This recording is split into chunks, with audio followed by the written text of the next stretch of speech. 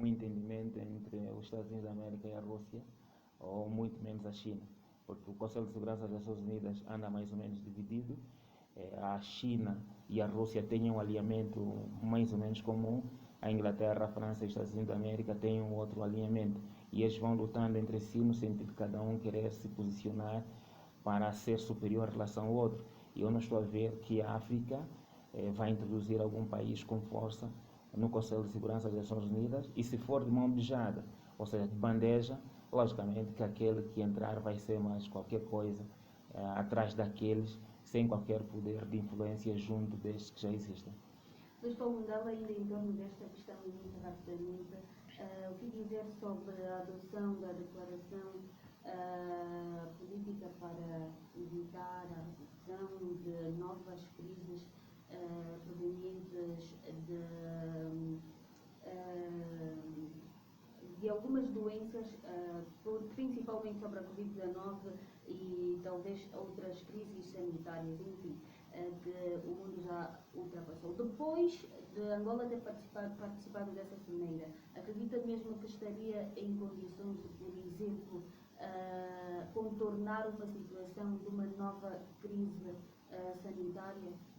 Pronto, o mundo sempre foi de fracos e fortes, lamentavelmente. Para se chegar a uma posição de forte é necessário trabalhar muito, é necessário muito investimento, e os fortes nunca vão deixar que o fraco realmente possa superar.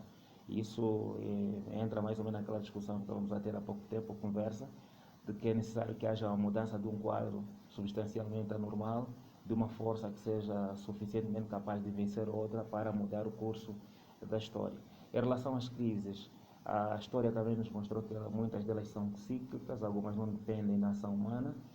Não obstante o homem muitas vezes ter uma intervenção para evitá-las, mas a maior parte das pandemias com essa dimensão, como aquela dimensão que nós vimos em relação à Covid-19, é sempre um exercício extremamente difícil.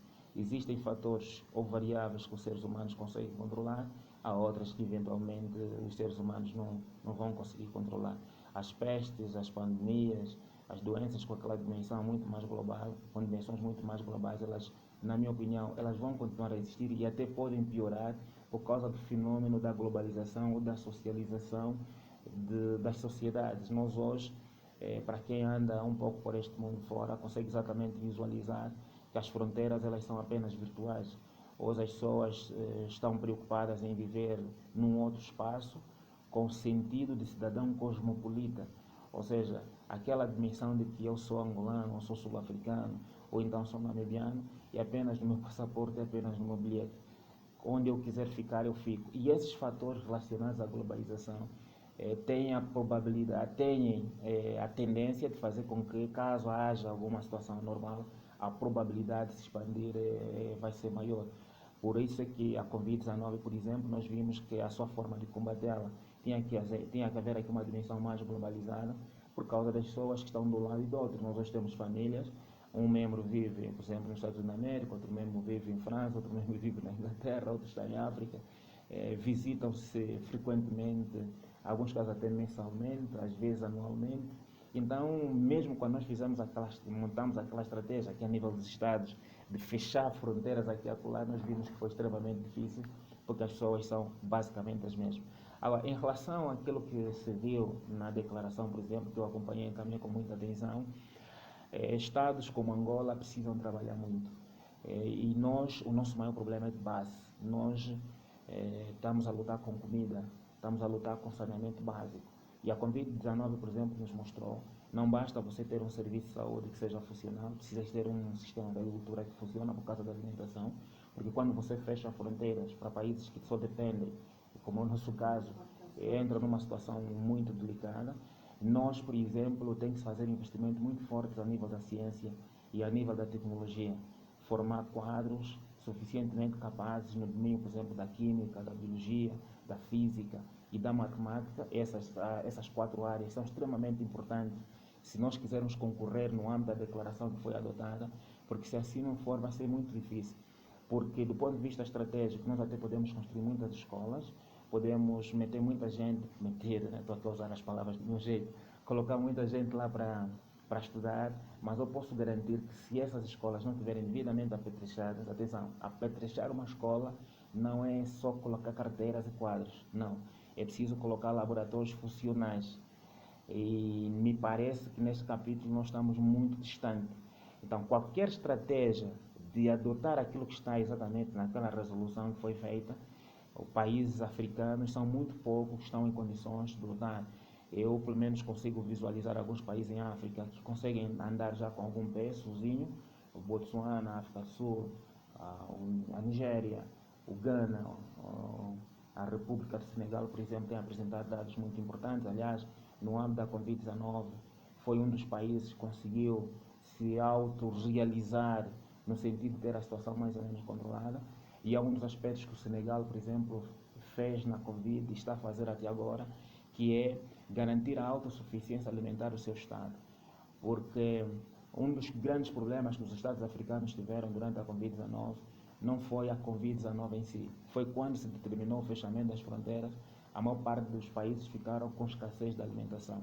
E, infelizmente, nós não estamos a trabalhar o suficiente para diversificar a nossa economia, principalmente no investimento de áreas tidas como estratégicas para garantir a sustentabilidade do Estado. O Senegal, por exemplo, está a fazer um trabalho muito importante neste capítulo, o Botsuana também, a República do Ghana também está muito bem neste âmbito. A Nigéria, não obstante ter problemas assimétricos muito complicados, mas o seu petróleo vai ajudando como possível. A África do Sul, pronto, vai andar com o pé à frente, o pé atrás também, porque há lá problemas de governação muito complicados, que não está a dar, em alguns casos, avançar aqueles passos que já tinha dado passos muito importantes nesse capítulo, mas os demais países a nível do continente africano, lamentavelmente, esqueceram-se completamente da Covid. E é muito triste, porque dá a ideia que nós não tivemos problemas há pouco tempo, porque continuamos a insistir no mesmo erro. E isso, de acordo com a pergunta que a Beatriz coloca, prontos, levantaram as mãos, bateram-se palmas, os líderes tomaram os seus cafés e chás, mas os outros estão a trabalhar muito neste âmbito. Países, por exemplo, como a própria Rússia,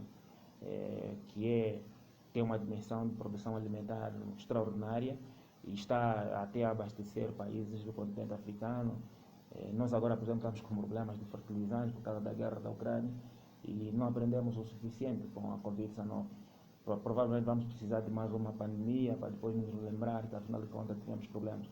Olhando, por exemplo, para Angola, e Angola participou a mais alto nível, Angola já devia ter maturidade suficiente para aprender com os diferentes problemas que foi tendo. Porque a nossa trajetória foi sempre uma trajetória de muitas marcas. Tivemos uma colonização terrível, vejam como é que foi complicado. Alcançamos a independência em 75, mas infelizmente as contradições, as dimensões antagônicas, filosófico-político, nos obrigaram a que entrássemos em guerra. Boa parte do patrimônio colonial que havia ficado foi destruído, lamentavelmente, durante o conflito. Em 2002, pronto, já alcançamos a paz.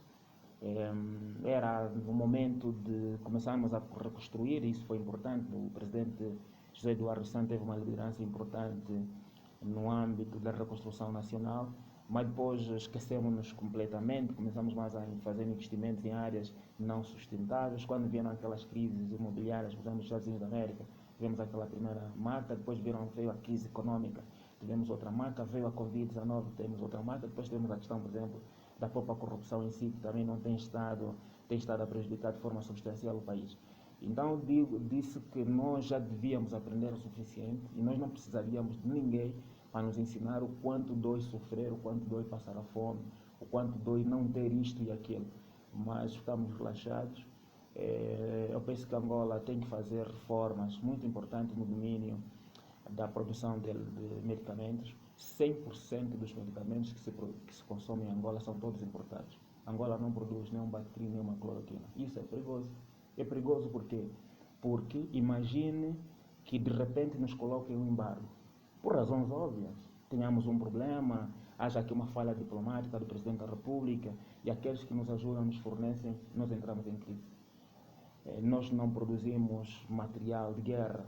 As nossas forças armadas dependem de importação para poder comer. Isso é perigoso. Como é que nós, por exemplo, estaríamos em condições de fazer uma guerra, mesmo no âmbito da autodefesa, quando nós não temos esses elementos para poder nos sustentar. Então a nossa situação é preocupante. É preocupante porque do ponto de vista estratégico estamos bastante vulneráveis, olhando para o documento que foi aprovado agora nas Nações Unidas, todos nós tivemos a oportunidade de ler e acompanhar com alguma atenção. Obrigada, Luís Paulo Gal. Agora olhamos para outro ponto, que é o segundo